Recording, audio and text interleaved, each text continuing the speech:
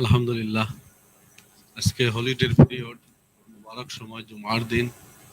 Specially আমরা easy কায়দার মাসও যা যে কেরাম হল আল্লাহর বাড়ি অনেকে রওনা দিরা। আল্লাহ তালা আমরা সকলর এই মুবারক সময়ের ফজিলত নসিব ফরমাক। আলহামদুলিল্লাহ, আজকে আমরা যেহেতু হলিডে পিরিয়ড, আমরা চিলড্রেন হল, স্কুলের বাচ্চাইন হলো বেশি থাকবা আজকে। আমরা ইয়াং স্টার, আমরা বিশিষ্ট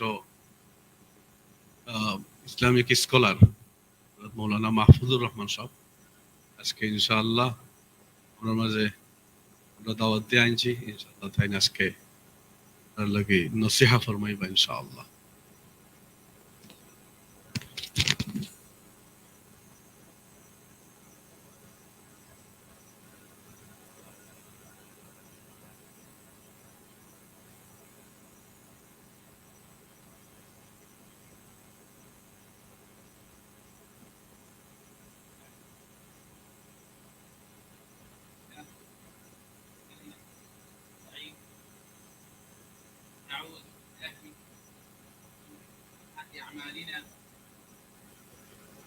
من يهده الله فلا مضل له ومن يضلل فلا هادي له.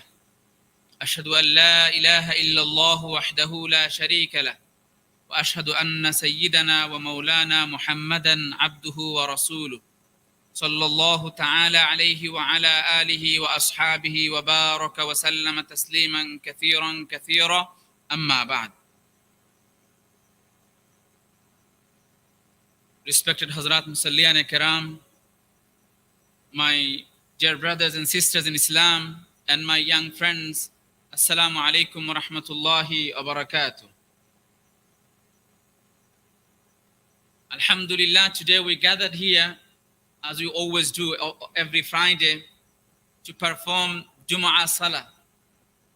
And when we come for Jumu'ah, we should remember, we should try to imagine that Salah that we are doing now and the way we are gathering today to perform Jumu'ah exactly in the same way, in the same manner, almost 1500 years ago, the companions of Rasulullah sallallahu alaihi wasallam, the Sahaba ridwanullahi alayhim ajma'in, they also used to gather in the same way. So we are carrying out a practice of Salah and coming to Jumu'ah the way the Sahaba did, the way Rasulullah sallallahu alaihi wasallam instructed us to do. And this is something that we belong to as Ummah, as nation of Islam. We have such ancient practice that has been practiced and preserved till now. We should feel that strength and that confidence that we are such Ummah that we are carrying out the same action. We are imitating the action of Rasulullah sallallahu alaihi wasallam and following his instructions. My brothers in Islam, Friday, Jumu'ah day, Jumu'ah bar, Friday, it's very special from an Islamic perspective. And that is why Rasulullah sallallahu alaihi wasallam has given us special amal, special actions to do on this day. For example, one of the special actions is to increase in Durood Sharif, to increase reading salawat and salam upon Rasulullah sallallahu alaihi wasallam. Obviously, it is Quranic instruction. Ya ayyuhalladina amanu sallu alayhi wa sallimu taslima. And then Rasulullah sallallahu alayhi wa sallam advised us to increase salawat, durood and salam upon Rasulullah on Friday more than any other days. This is another special amal. Another special amal on this day, my brothers in Islam, is to utilize the time that we have, a time on this day in which du'as are accepted. In Sahih Muslim, we have the hadith of Sahabi Abu Hurairah radiyallahu ta'ala an, inna fi yawmil jumu'ati lasa'atan. On the day of Jumu'ah, there is such time, special time, that any servant of Allah, if they makes any dua, then that dua will be answered, that dua will be accepted. Now the question is, what is that time? When does that time come? On Friday. According to the majority of ulama, this time is from after Asr till Maghrib, till sunset. So this is another great action that we should carry out on Friday to specify some time and then to make dua during those times sincerely for ourselves, for the family, for the ummah in general. Another great action, another voluntary action that has been instructed by Rasulullah sallallahu alaihi wasallam to carry out on Friday, it's to recite Surah Al Kahf, Surah Al Kahf. And we find Sahih Hadith which encourages us to recite Surah Al Kahf every Friday, and not just only Friday. Rather, we have Hadith of Sahabi Abu Darda radiyallahu ta'ala an in Sahih Muslim again. He says that Rasulullah sallallahu alaihi wasallam said, "Man hafiza 10 ayatin min awwali Surah Al Kahf, usima min ad-Dajjal, min fitnati ad-Dajjal." Rasulullah says, a person who memorizes the first 10 ayat, 10 verses of Surah Al Kahf, will be protected from the fitna of Dajjal, from the trial and tribulations of Dajjal. And then another hadith narrated by Sahabi Nawas ibn Sam'an radiyallahu an. Hadith is quite big, long hadith describing Dajjal and his fitnas and all the other stuff. And amongst that hadith, in that hadith, Rasulullah sallallahu alayhi wasallam says, فَمَنْ أَدْرَكَهُ مِنْكُمْ. If you happen to, may Allah forgive and forbid, but if you happen to see Dajjal in front of you, in that case, what should you do? Rasulullah sallallahu alayhi wasallam says, فَلْيَقْرَأْ عَلَيْهِ فَوَاتِحَ سُورَةِ الْكَهْفِ. If you happen to meet Dajjal in your face, then you should recite the beginning part of Surah Al Kahf. Now we see two hadith, and both of them are in Sahih Muslim. One is recorded by Sahabi Abu Darda, and the other one is recorded by Sahabi Nawas ibn Sam'an radiyallahu anhuma. And both of them kind of relate and connect Surah Al Kahf with the protection from the fitna of Dajjal. Why is there a big connection between Surah Al Kahf and Dajjal? Like if we recite Surah Al Kahf, we'll be protected from fitna of Dajjal. Why not Surah Al Baqarah? Why not Surah Al Fatiha? Why not Surah Al Ikhlas? Why specifically Surah Al Kahf? That if you read Surah Al Kahf or if you memorize Surah Al Kahf, you'll be protected from Dajjal. That's one question. And the other question is, someone might say, okay, fair enough. We are living in a time and we don't think we are going to see Dajjal face to face now in our time, perhaps. Imagine that. Then what's the point for us to recite Surah Al Kahf? Because we are not going to see Dajjal. We are not going to meet Dajjal. So then we don't need to worry about Dajjal. Dajjal will come maybe 100 years later, 200 years later. Maybe, just assumption. So in this case, why do I need to read Surah Al Kahf? Because I'm not going to meet Dajjal. It's not my concern. So this is another question. And before we answer these two questions, I should relate another hadith which is relevant to Friday. And that hadith, my brothers and my sisters in Islam, recorded by Sahabi Abu Sa'id al-Khudri radiyallahu anhu. In a book called Sunan ad-Darimi, in a book called Al-Mustadrak al-Sahihain, beyond Bukhari and Muslim, beyond Kutub Sitta. These are also collections of hadith, and they contain also a number of Sahih hadith as well. So the hadith that I'm relating, it's also an authentic hadith recorded by Abu Sa'id. Rasulullah sallallahu alayhi wasallam said, again, his motivation. Rasulullah says, Man qara'a Surah Al Kahf yawm al Jumu'ah. An individual who has the habit of reciting Surah Al Kahf on Fridays, what would happen? أَضَاءَ لَهُ مِنَ النُّورِ مَا بَيْنَ الْجُمْعَتَيْنِ.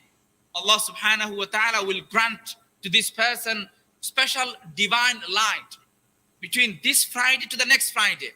A divine light which will allow us, which will help us to navigate through these darkness and these times of turbulent wave of fitna, when we are seeing so many issues going on.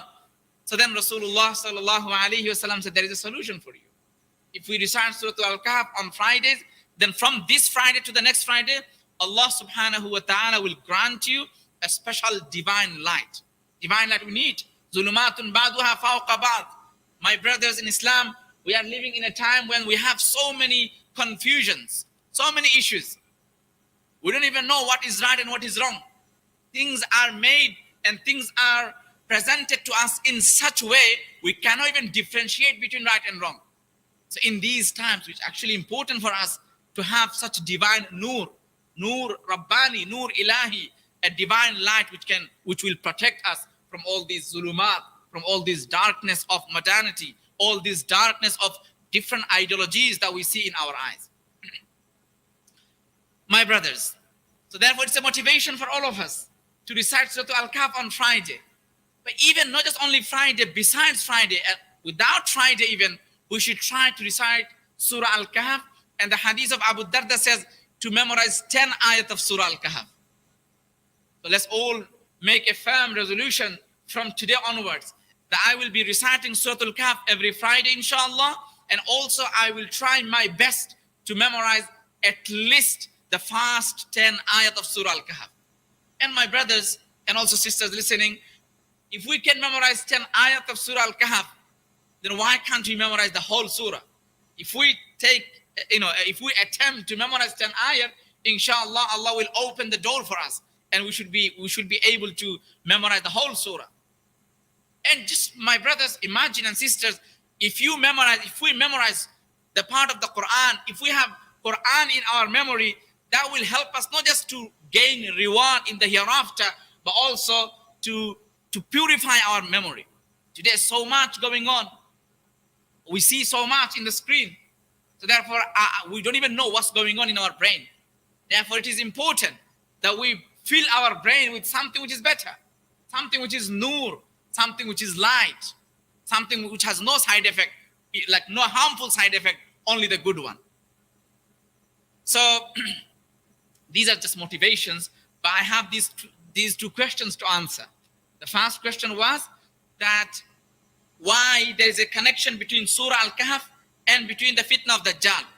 And the second question was why, if we are not going to meet Dajjal in our time. We don't see Dajjal is coming, big Dajjal is not coming in front of us. So why do we need to even take cautionary points and lessons and like kind of ihtiyat, precaution? What's the point? Both of the questions, my brothers, are answered in the surah itself and in the sunnah of Rasulullah sallallahu alaihi wasallam. Let me answer the second question first. Why do you need to recite Surah Al Kahf when we don't see Dajjal in front of us? Rasulullah sallallahu alaihi wasallam is warning us. Sayakunu fi ummati dajjaluna kadhabun. In my ummah there will be not one Dajjal that has been described. It will appear in such time and it will have such descriptions. No. Rasulullah says that big Dajjal is there and that big Dajjal will appear to you. However, there will be other Dajjaluna kadhabun, many other Dajjal, many other liars. And if you have some connection with the Arabic language, you would understand that the word Dajjal comes from the root letters Dal, Jim, and Lam. These three letters, when they come together, it conveys the meaning of confusion, the meaning of deception. So that's why we call Dajjal as a Dajjal. Why? Because Dajjal deceives people. Dajjal's job is to deceive people, to make people fool, and then, to impress and influence people in a negative way. This is what Dajjal will do. So therefore, Rasulullah sallallahu alaihi wasallam saying that I have already described to you a big Dajjal, but don't just sit and relax. No, this big Dajjal is not in front of me. No, there will be many other teams of that Dajjal, members of that Dajjal big team. So therefore, we, myself and all of us, we need protection from all these minor Dajjals as well. That will appear in front of us with the name of modernity, with the name of, gender identity, with the name of this, with the name of that. All these are part of Dajjal. So how do we protect ourselves in this turbulent wave of fitna, in this turbulent wave of confusion? So this surah will navigate this. This surah will help us how to protect ourselves from all these fitnas, the minor Dajjals, the small team members of Dajjal. And as for the connection between recitation of Surah Al Kahf and then the fitna of Dajjal, my brothers in Islam and sisters, if we recite Surah Al Kahf, you will find Surah Al Kahf conveys and contains a number of stories. One point. And if we look at the Dajjal, the description that Rasulullah SAW mentioned in his Sunnah, in his Hadith, we find Dajjal will bring to us a number of problems in which he will try to manipulate us, deceive us, and then take us away from our fitrah, from our primordial nature of Iman. We see mainly major problems with Dajjal that he will bring to us are four. Number one, Dajjal will, through Dajjal, there will be a big test of our Iman. Do we follow Dajjal or do we remain rooted and steadfast upon our Iman? That will be one test. The second test that Dajjal will bring to us is the problem, is the issue, is the trial and test of mal. Dajjal will give us so many hopes that if you follow my opinion, if you follow my mission, and if you accept my da'wah, then I will grant you such and such amount of wealth. You will become rich by night. Over the night you'll become rich if you just follow my instruction. So Dajjal will bring to us a test of mal, a test of wealth. The third test that Dajjal will bring to us, my brothers in Islam, is the test of information, is the test of knowledge. Dajjal will give us wrong information. As we heard from ulama, from imams and shuyukh, that Dajjal will say this is Jannah on his right hand and this is Jahannam on his left hand. In reality, this Jannah that he's saying as Jannah, it is Jahannam. And the Jahannam that he's speaking about is actually Jannah. So he will misinform us. He will misguide us through wrong information.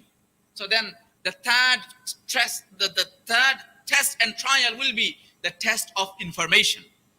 And the final one, the fourth one that Dajjal will bring to us, the fitna, that the trial is the test of power, is the test of quwwah, authority.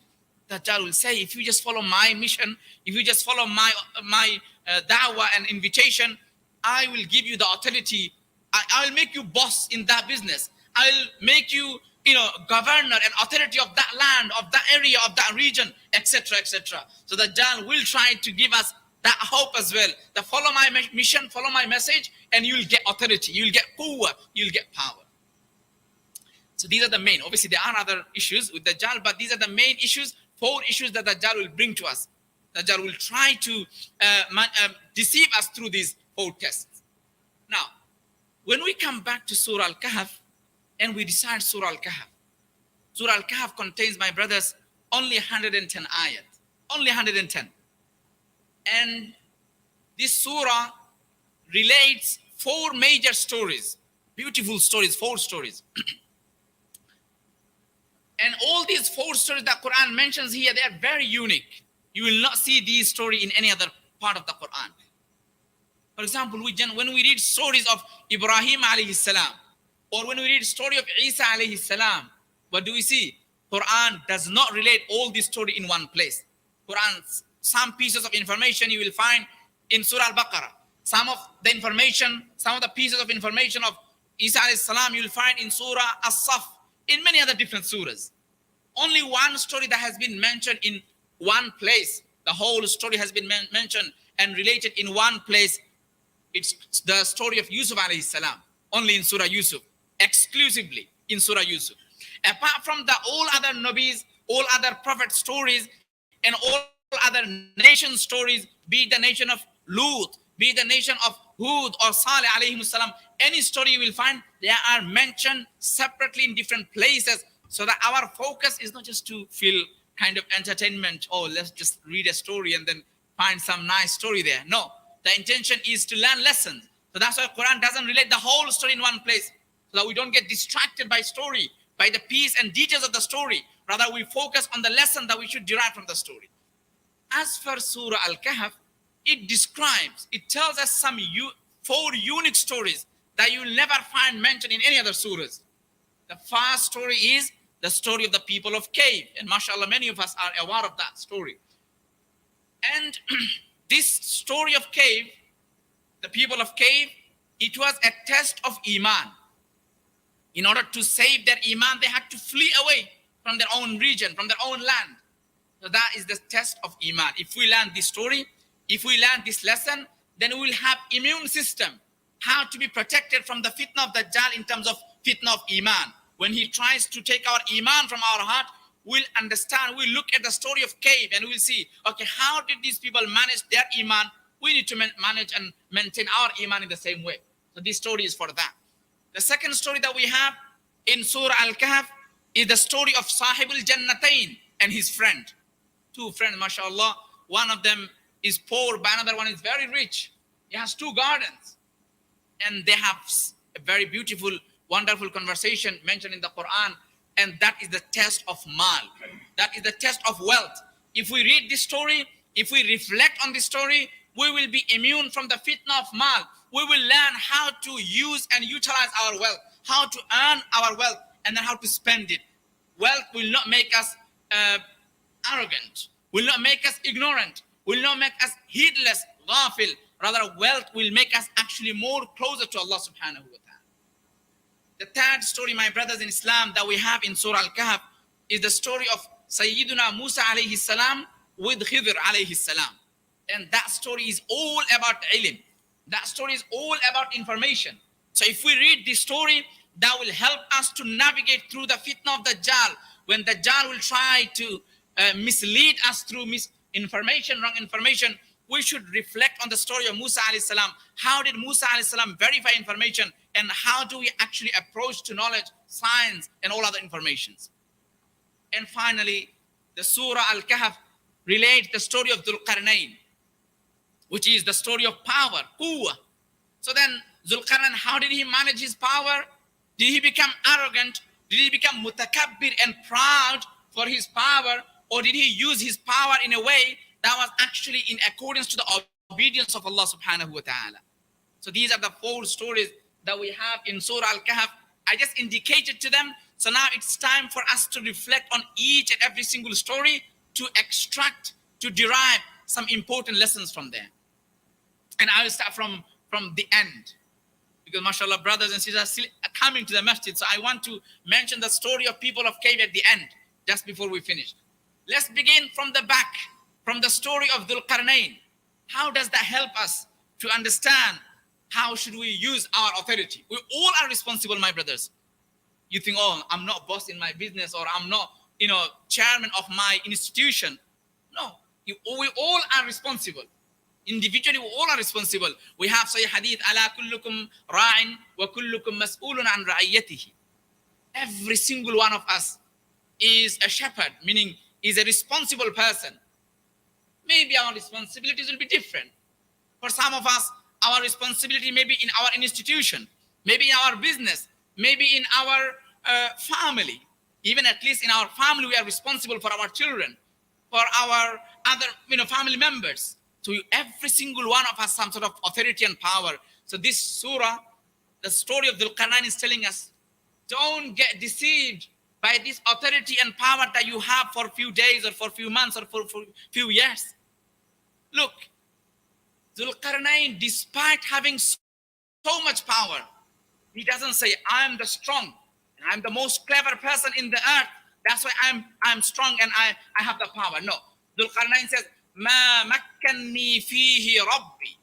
He says the power, the authority, the strength that I have, it's not for myself, not because of my intelligence, not because of my own degrees and certificates. Rather, it's because of ma makkanni fihi rabbi. It is my Rabb, it is my Creator, it is my Lord, my Allah who gave me, who granted me this power. So then, as this power is not from myself, it is granted to me by Allah subhanahu wa ta'ala, then why do I abuse that power? Rather, I should utilize it in a way that is in accordance to the obedience of Allah subhanahu wa ta'ala. And if a person, doesn't matter how powerful is, if they maintain that sense, that any power that I have, be it at home, be it workplace, be it anywhere, I should understand this is a responsibility from Allah, then there will be no corruption, there will be no injustice, there will be no zulm and oppression. Because that person will be always in mind. They will be always mindful that I have to utilize that power in the right way. So that's one lesson from Dhul Qarnayn. Moving back to Musa alayhi salam. We all know the story, and this is not the time to go through the story. But one point and one ayat that I must highlight here, my brothers in Islam, is the ayat where Musa alayhi salam goes to Khidr. It means for first time ever. He never seen Khidr before. And they never had any WhatsApp conversation or email contact or anything. It's just first time ever meeting. It's not like they saw each other's pictures on social media or something. No. So first time ever meeting they are meeting with each other. And then Musa alayhi salam says to Khidr, هل أتبعك على أن تعلمني مما علمت رشدا. Can I make a request to you? هل أتبعك. Can I follow you? Can I be with you? For what reason? To earn some money? No. على أن تعلمني مما علمت رشدا. That you will teach me something, guidance, rushd, hidayah, guidance that you have been taught by Allah subhanahu wa ta'ala. So I want to be in your company for the sake of education, for the sake of learning.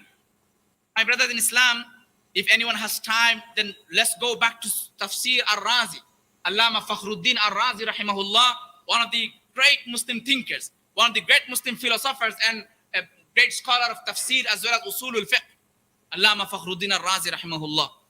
In his tafsir, he outlined, if you go to Tafsir of Fakhruddin Razi, he outlined 11 lessons that can be extracted, that can be derived from this one single verse of the Quran. هل أتبعك على أن تعلمني مما علمت رشدا. Can I follow you, O Khidr? Can I just follow you? Can I just be with you so that I can learn something from you that you have been taught by Allah subhanahu wa ta'ala? And one of the lessons that Fakhruddin Razi highlights is that when we are in the process of learning, we should first make ourselves humble. We shouldn't go to an imam sahib or a shaykh or a scholar thinking, okay, let's just go and let's start fight with him or start arguing and debating with him. That's not how we approach knowledge, my brothers. He says, Musa says, Hal attabi'uka. First he surrenders. He says, I'm not arrogant and I'm not saying I'm the big person. I know more than you. No, I admit I need some education. I need some training from you. Hal attabi'uka. Can I learn something from you? Can I follow you? And therefore he also adds the point that for education, especially for sacred knowledge, we need to do ittiba' and we need to do suhbah. Without suhbah, without companionship of a great scholar, of a reliable person, we cannot actually learn anything. That would be dangerous if we start learning picking, cherry picking, just from here and there and every sources. One of my friends recently, he lives in Egypt, from London, from Bangladeshi community, but he lives in Egypt, he works there. So he sent me a WhatsApp message. He's really passionate to read Hafiz Ibn Hajar Asqalani's Fathul Bari. It's a commentary of Hadith, big kitab. So he's really interested to read that book. And he doesn't know Arabic. He only reads English. So he then searched online and he found out that there is a PDF version of Fathul Bari. So he downloaded it. And then he sent to me that, Maulana, is that actually the right kitab for Fathul Bari of Ibn Hajar? I looked into it.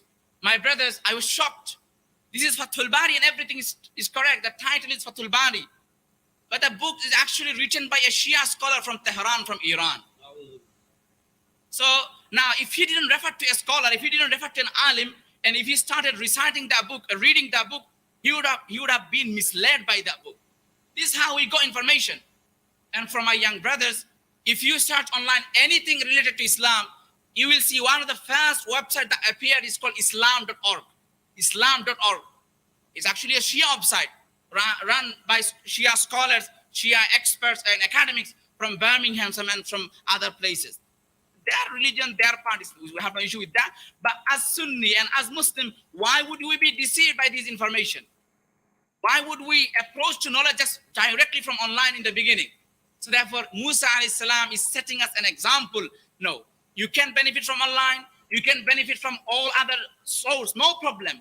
However, before approaching that, try to be in the companionship, in the suhbah of a reliable scholar, and then inshallah you can approach, you can learn wherever you want, because you'll be able to detect, you'll be able to differentiate which one is right and which one is wrong. Otherwise, it's really dangerous. And the same thing, it's not like I have to scream about it in terms of sacred knowledge. We understand this when it comes to like medical science, when it comes to even as simple as driving. We can't start driving. It's illegal if you start driving without being in the companion of an instructor. First, you need to be in the companionship of an instructor and then go and start driving. It's illegal to go drive without learning practical tests. Same thing with medical science. So for the same will apply with sacred knowledge. And Musa alayhi salam, the story of Musa and Khidr is telling us this. هل أتبعك على أن تعلمني مما علمت رشدا. So learn where are we going to take the information from?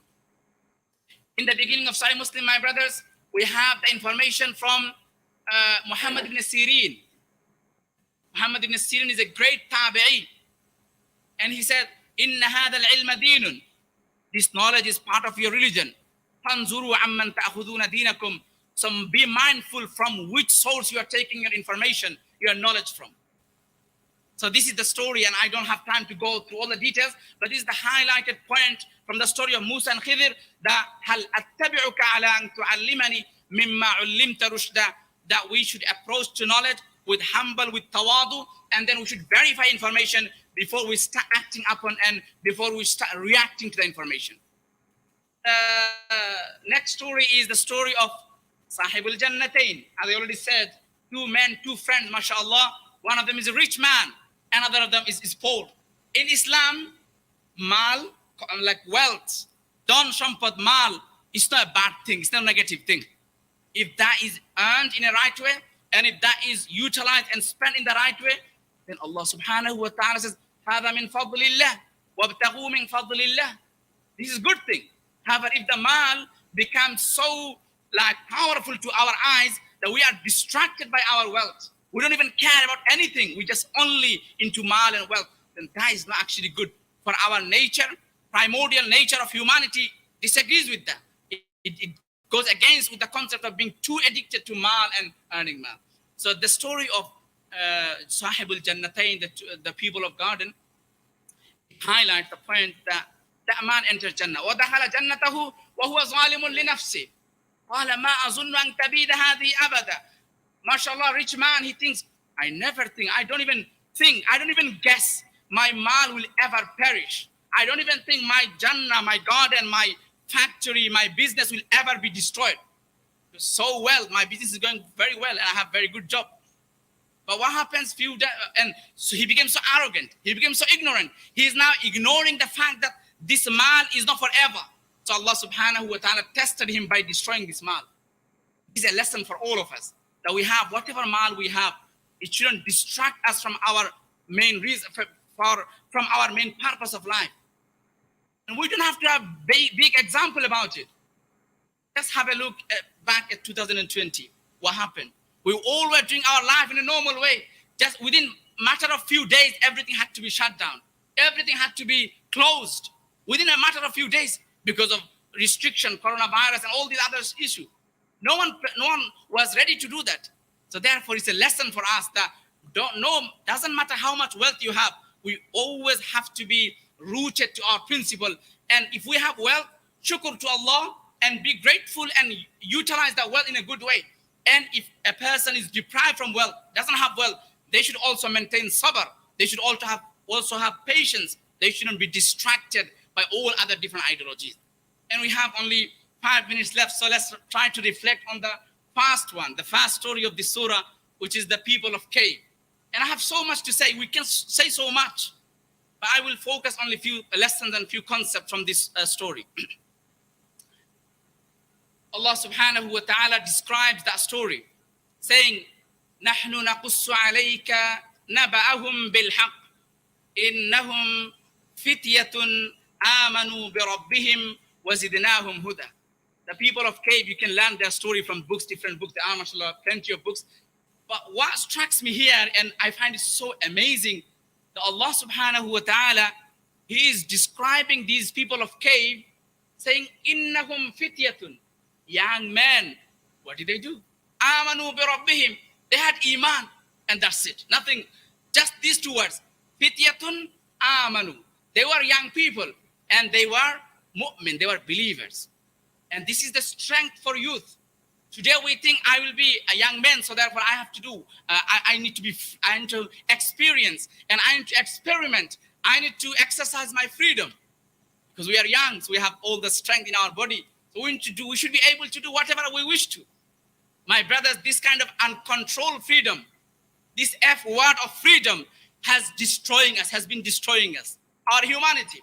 Let me tell you the new statistic recently released in the UK suggests 44% of young people aged from 18 to 25, they have been reported to have mental illness in the UK. What's going on? The young age, people should be optimistic. They should have hope for life. They are going to do this and that. They are going to be educated, or they are going to be a businessman. They are going to get married. They're going to have family, children. Why? Why there is no hope? Why they feel depressed? Why do they feel depressed? What is causing that? We feel, mashallah, everything is, nice and extraordinary. We see development, we see progression and everything. We are living in fast world country. And this same thing, I was looking yesterday on a website of America. Obviously, this month is going on, some issues going on. So some people, they identify something different. So those people who identify differently amongst these people, they're only 4% of USA citizens. Like they are only 4% of the whole population of USA. And amongst these 4%, 39.5% of them are reported to have mental illness. This is what's going on.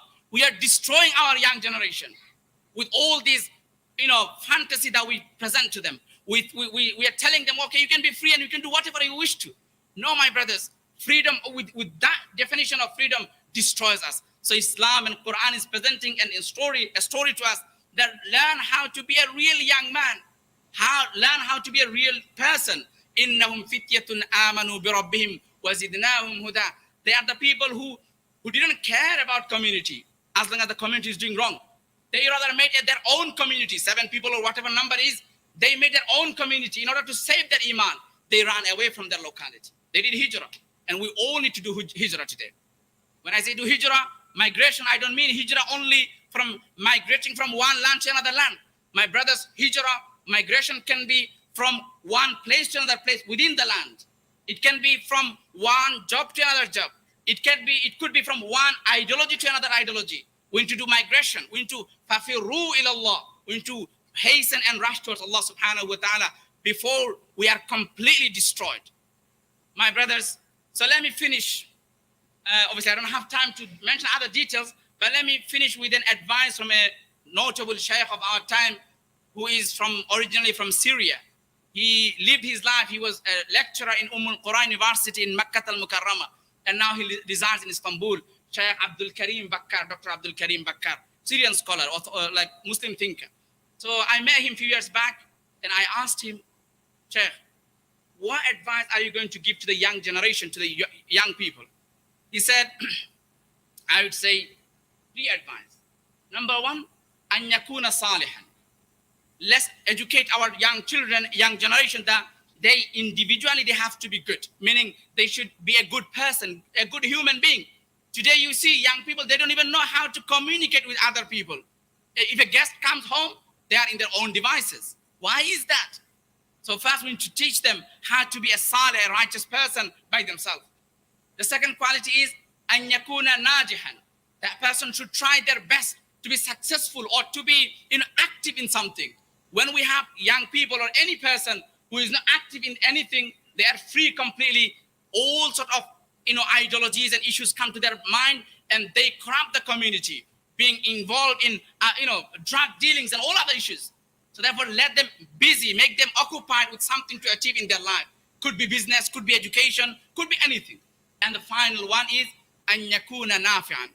It's really important, my brothers, for young, for old, for brothers, for sisters, that we are not selfish people. Islam doesn't teach us to be selfish. Islam teaches us to be selfless. Individualism is destroying us. If you remember the hadith, the people are traveling on a boat. Hadith is mentioned in Sahih Hadith. And that boat has 2 levels, 2 floors, top floor and bottom floor. The people in the bottom floor, they said, okay, we have to go to the top floor to get water from there. So let's just make a hole in the bottom floor. We can get water from here directly from the ocean, from the river. So now it's individualism. Individualism is you just care about yourself. Now, if we don't stop that individualistic person, we are going to be destroyed. Both floors are going to be destroyed. So my brothers, my elders, my sisters, my young brothers and young friends, let's all try to be salih, righteous person. Let's all try to be najah, be active in something which is beneficial for myself, for family, for the community. And finally, let's try to make contribution. Let's try to leave a legacy before we leave this dunya. Not just after we die, people say, oh, this man has left, mashallah, we are happy about it. No, leave such legacy. Ibrahim made dua, وَجْعَلْ لِي لِسَانَ صِدْقٍ فِي الْآخِرِينَ. Make, oh Allah, give me a good name after we die. So to do something with the good intention is not bad. It's like leaving a legacy after we die. So may Allah subhanahu wa ta'ala grant us all the tawfiq, the ability to recite Surah Al Kahf every Friday, to memorize the first and ayat of Surah Al Kahf, to reflect on all these 4 stories, and then to protect ourselves from the big Dajjal as well as minor Dajjal. Wa akhiru da'wana and alhamdulillahi rabbil alameen.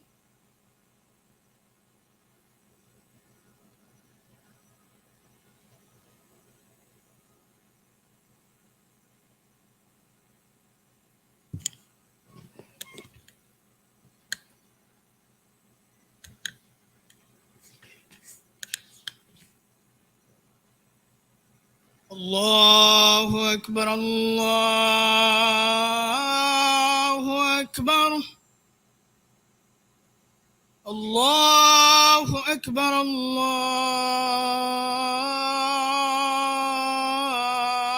الله أكبر أشهد أن لا إله إلا الله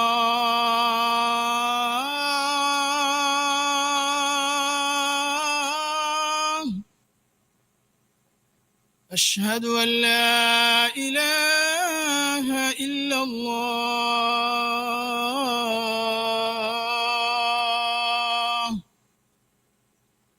أشهد أن محمدا رسول الله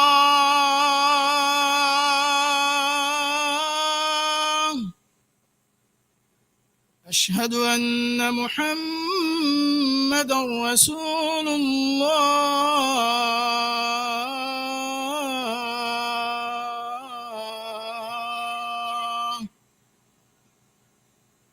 حي على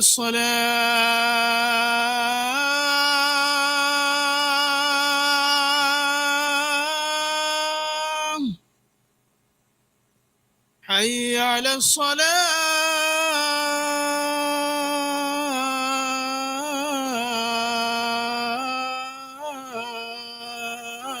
الصلاة حي على الفلاح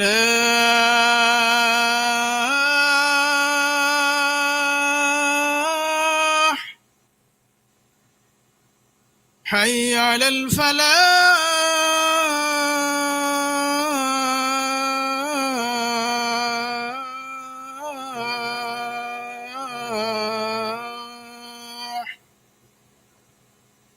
الله أكبر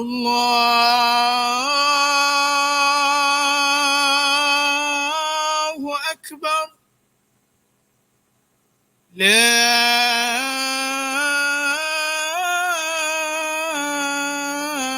إله إلا الله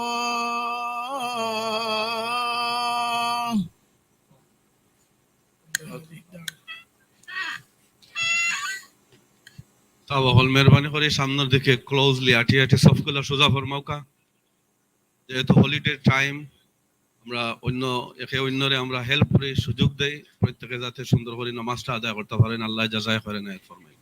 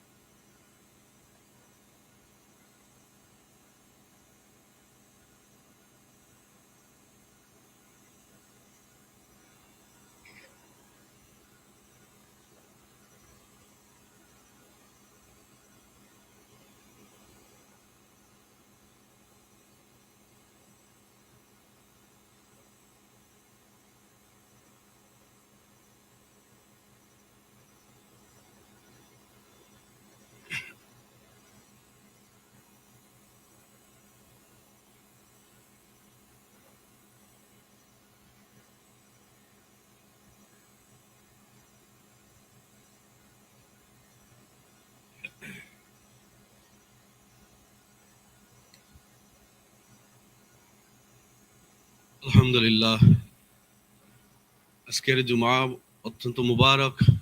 অনেক মুসল্লিয়ানে কারাম, হুজ্জাজে কারাম হজর লাগে প্রস্তুতি নিরা, অনেকে এহরাম বান্দি আল্লাহর দরবার হাজিরি দিরা। আল্লাহ তাআলা এই মুবারক সময়ে আজকের আমরা প্রত্যেকের হাজিরিরে কবুল ও মঞ্জুর ফরমাউকা।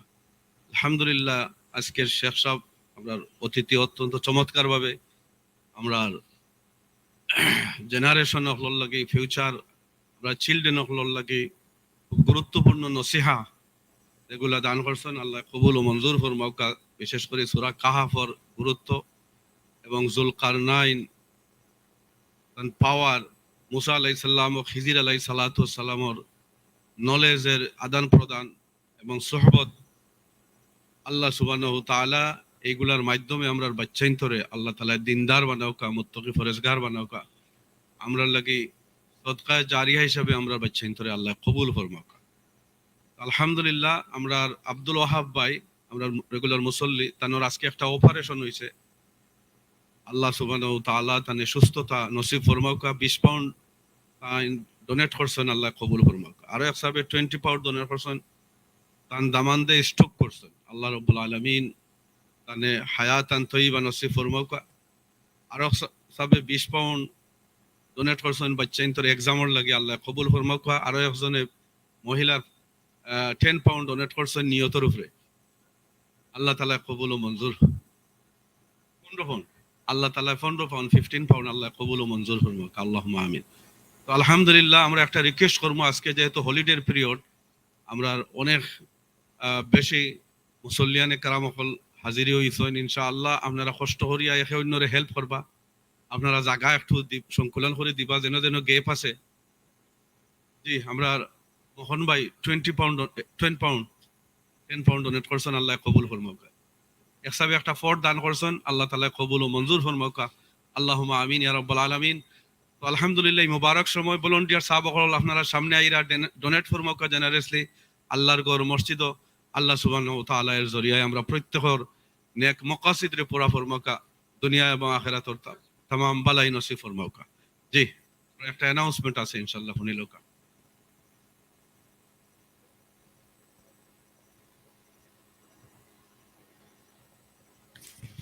Bismillah ar-Rahman ar-Rahim. Alhamdulillah, salatu wassalamu ala rasulillah, amma ba'd. Assalamu alaikum, brothers and sisters. We've received few questions about the box. So as you can see, all our box are sealed. As you can see, all the boxes are sealed. Now, we didn't decide this on our own individual volition. This was decided because we are registered charity.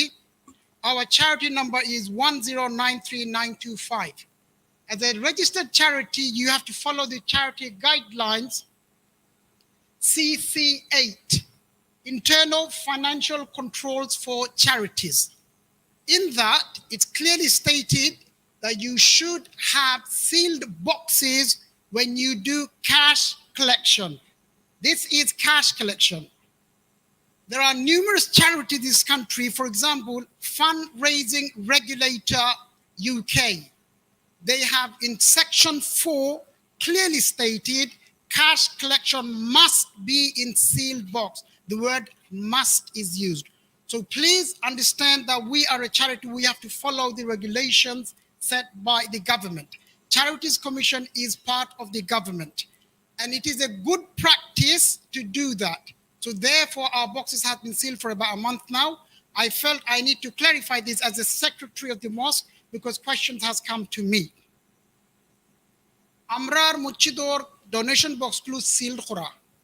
Igulu হঠাৎ করে হইছে না, এই জিনিসটা আমরা charity registered আমরা মসজিদ ওইলো document CC8 আপনারা যখন কেউ দেখতে চান আইন জানি অফিসিয়াল ডকুমেন্ট দেখতে পারবা।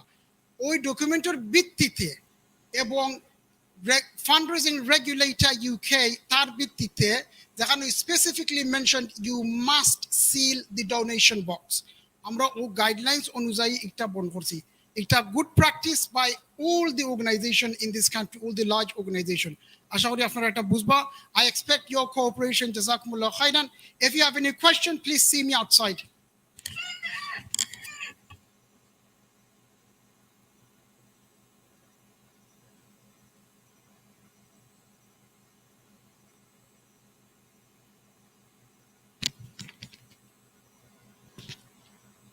ইন্না লিল্লাহি ওয়া ইন্না ইলাইহি রাজিউন। একবার আম্মা ইন্তেকাল করছেন, ইন্না লিল্লাহি ওয়া ইন্না ইলাইহি রাজিউন। আল্লাহ তাআলা তানে মাগফিরাত ফরমাউকা, জান্নাতুল ফেরদাউস নসিব ফরমাউকা, আর জিন্দা হলরে আল্লাহ সবরে জামিলর তৌফিক দান ফরমাউকা।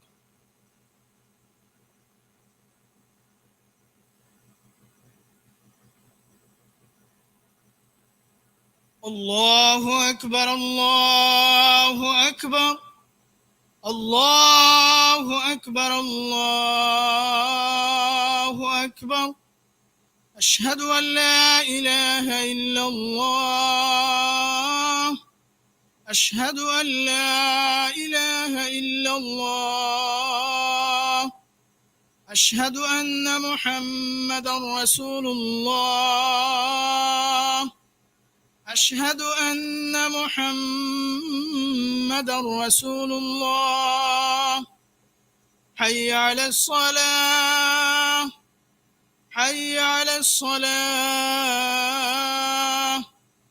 حي على الفلاح حي على الفلاح الله أكبر الله أكبر لا إله إلا الله.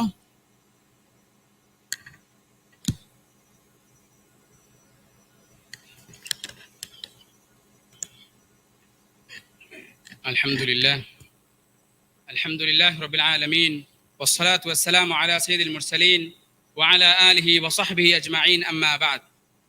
إخوتي في الإيمان وأخواتي في الإسلام، إننا نعيش في هذه الأزمنة المتأخرة، نعيش في بيئة وفي مجتمع كثرت فيه الفتن، كثرت فيه التحديات على الإسلام وعلى المسلمين وعلى مصادر الإسلام من القرآن والسنة.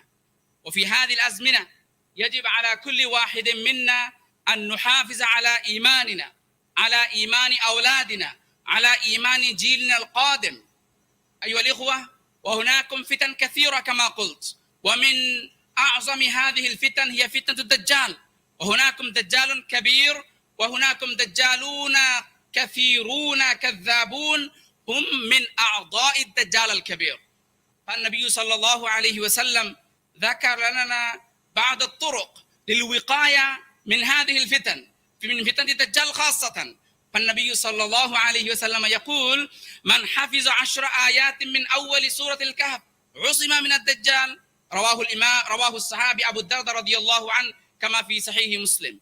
وكذلك النبي صلى الله عليه وسلم يقول: من أدركه منكم، يعني إذا رأيت الدجال في عينيك بين أيديك فاقرأ عليه فواتح سورة الكهف.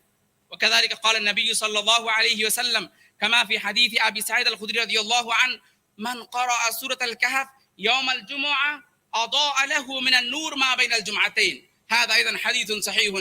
فعلى ضوء هذه الأحاديث الصحيحة ينبغي لكل واحد منا أن نحاول أن نجتهد أن نقرأ سورة الكهف كل يوم الجمعة، نحفظ بعض آيات سورة الكهف. وكذلك أيها الإخوة، يجب علينا أن نتفكر نتدبر في آيات وقصص سورة الكهف، في معانيها. هناكم قصة أصحاب الكهف، هناكم قصة صاحب الجنتين، هناكم قصة النبي موسى والخضر. يقول النبي موسى عليه السلام لخضر: هل أتبعك على أن تعلمني مما علمت رشدا. هناكم عظم، هناكم عبر، مواعظ، نصائح ودروس كثيرة نتعلمها من هذه السورة. وهناكم قصة أخيرة هي قصة ذي القرنين. فالمهم أيها الإخوة، ينبغي لكل واحد منا أن نحاول قراءة سورة الكهف، وكذلك التفكر والتدبر في معانيها، حتى يمكن لنا أن نحافظ على إيماننا وديننا وقيمنا وأخلاقنا وثقافتنا بإذن الله تعالى. أعوذ بالله من الشيطان الرجيم.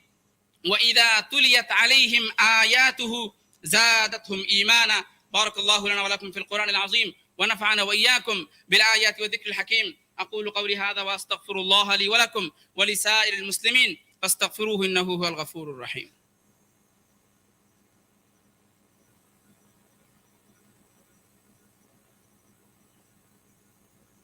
الحمد لأهله والصلاة على أهلها، أما بعد. فيقول الله تبارك وتعالى: إن الله وملائكته يصلون على النبي يا أيها الذين آمنوا صلوا عليه وسلموا تسليما اللهم فصل وسلم عليه وعلى آله وأصحابه اللهم ارض عن خلفائه الراشدين الأربعة المهديين أبي بكر وعمر وعثمان وعلي ومن تبعهم بإحسان إلى يوم القيامة اللهم ألف بين قلوبنا اللهم أصلح ذات شؤوننا اللهم أرنا الحق حقا وارزقنا اتباعه وأرنا الباطل باطلا وارزقنا اجتنابه اللهم انصر الإسلام والمسلمين اللهم كن لإخواننا وأخواتنا في أنحاء العالم اللهم انصرهم نصرا مؤزرا وأيدهم بتأييدك المتين اللهم احفظ المسجد الأقصى المبارك اللهم احفظ الحرمين الشريفين اللهم ارزقنا حجا مبرورا وزيارة مقبولة مرة بعد مرات اللهم احمنا واحمي البلاد الإسلامية والبشرية بأجمعها الأمراض والفتن ما ظهر منها وما بطن عباد الله رحمكم الله إن الله يأمر بالعدل والإحسان وإيتاء ذي القربى وينهى عن الفحشاء والمنكر والبغي يعظكم لعلكم تذكرون فاذكروني أذكركم واشكروا لي ولا تكفرون আলহামদুলিল্লাহ হযরত হাজরিন আপনারা যতটুকু পারেন অনেক মানুষ দাঁড়ানো আলহামদুলিল্লাহ আপনারা দয়া করুক লাইন বাড়ানি লাগবো আপনারা দেখো চাই সামনের দিকে হাঁটি হাঁটি কিছু লাইন বাড়াও কা ইনশাআল্লাহ যে যতটুকু পারেন সামনের দিকে আটো কা আউগো কা ইনশাআল্লাহ আল্লাহ তাআলা আপনারা জাযায়ে খয়রান আয়াত ফরমাইবা জি আউগো কা ইনশাআল্লাহ একটু সময় দিবা ইনশাআল্লাহ আপনারা মেহরবানি করে দেখো কথা যেন যেন গ্যাপ আছে যেন যেন ডাইন সাইডে অন্য জায়গা আছে কিছু আপনারা রাইট হ্যান্ড সাইডে আউগো কা ইনশাআল্লাহ জি আলহামদুলিল্লাহ ডাইন দিকে অনেক জায়গা আছে আপনারা আউগো কুইকলি সামনের দিকে আলহামদুলিল্লাহ যেন যেন জায়গা আছে আপনারা ইশারা দেও কা একটা ধরে সুযোগ দান করো কা ইনশাআল্লাহ মাশাআল্লাহ মাশাআল্লাহ ও তো অনেক জায়গা বার হইছে আলহামদুলিল্লাহ আলহামদুলিল্লাহ জি আলহামদুলিল্লাহ আপনারা সোফা বাড়াও কা এখান তো যদি সোফা দেখুন কোনো জায়গা ওরও না তো ফিটি ব্যাক সাইডও শ্রদ্ধা দিলে রুকু করলে হইব ইনশাআল্লাহ তো আপনারা আলহামদুলিল্লাহ একে অন্যরে এই সুযোগটা দান করো কা আল্লাহ আপনারা জাযায়ে খয়রান ও দৌকা এখনো ডাকরা ইশারা দিরা অনেক জায়গা গ্যাপ হয়ে গেছে ইনশাআল্লাহ আপনারা কুইকলি সামনের দিকে আউগো কা অনেক ভাই হল গেটও থাকতা চাইন গেটটাকে মুভ করতে চাইন না this is not good practice আপনারা প্লিজ কাম ফরওয়ার্ড আপনারা সামনে আউকা ইনশাআল্লাহ নমাজ শেষ হইলে তো এমনিও আপনি গেটে দিয়ে বাড়িয়ে যাইবা তো এর লাগি গেটও থাকার কোনো প্রয়োজন নাই আপনারা মেহরবানি করো কা কুইকলি সামনের দিকে আউগো কা ইনশাআল্লাহ আল্লাহ তাআলা জাযায়ে খয়রান আয়াত ফরমাও কা ইনশাআল্লাহ জি মাশাআল্লাহ আলহামদুলিল্লাহ আল্লাহু আকবার আল্লাহু আকবার আল্লাহু আকবার আল্লাহু আকবার أشهد أن لا إله إلا الله أشهد أن لا إله إلا الله أشهد أن محمد رسول الله أشهد أن محمد رسول الله حي على الصلاة حي على الصلاة حي على الفلاح حي على الفلاح قد قامت الصلاة قد قامت الصلاة الله أكبر الله أكبر لا إله إلا الله استووا واعتدلوا يرحمكم الله الله أكبر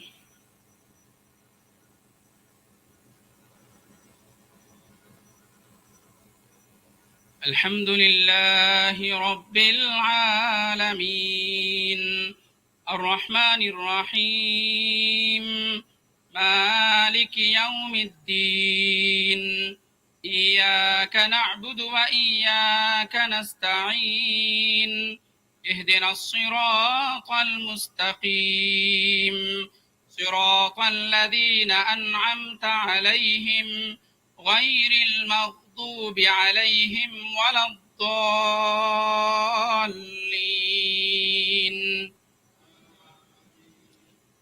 إن الذين آمنوا وعملوا الصالحات كانت لهم جنات الفردوس نزلا خالدين فيها لا يبغون عنها حولا قل لو كان البحر مدادا لكلمات ربي لنفد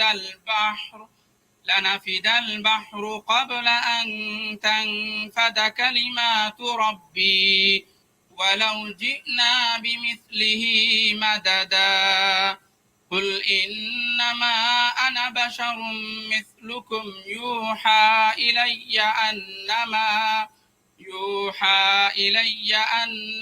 إلهكم إله واحد فمن كان يرجو لقاء ربه فليعمل عملا صالحا ولا يشرك بعبادة ربه أحدا.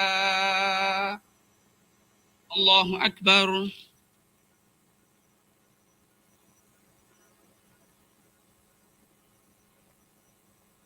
سمع الله لمن حمده. الله أكبر.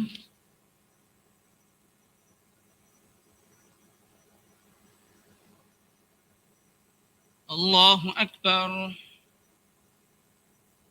الله أكبر.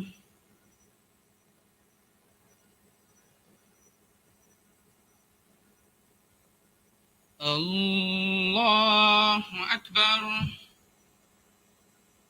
الحمد لله رب العالمين الرحمن الرحيم مالك يوم الدين إياك نعبد وإياك نستعين اهدنا الصراط المستقيم صراط الذين أنعمت عليهم غير المغضوب عليهم ولا الضالين.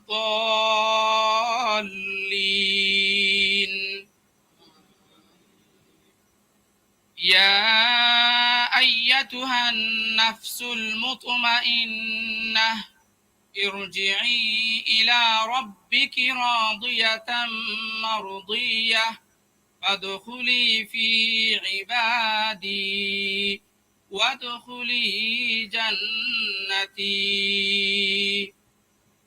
الله أكبر.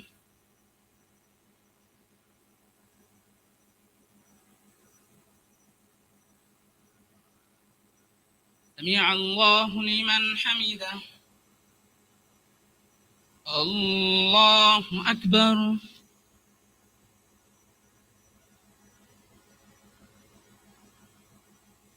الله أكبر. الله أكبر.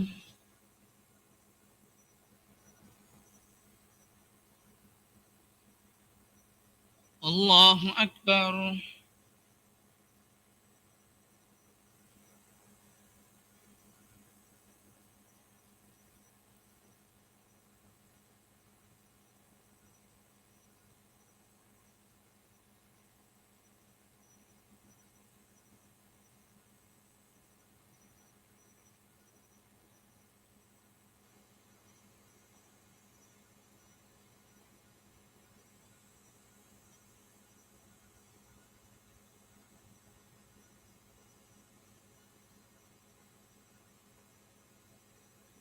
السلام عليكم ورحمة الله. السلام عليكم ورحمة الله. استغفر الله.